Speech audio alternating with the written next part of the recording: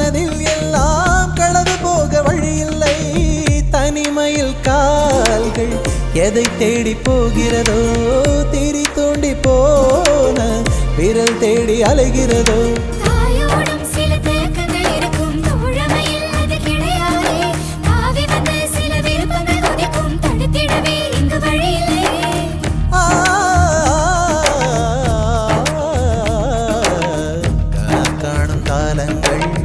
கரைந்தோடும் நேரங்கள் கரையாத கோலம் போடுமோ. விழி போடும் கடிதங்கள் வழி மாறும் பயணங்கள்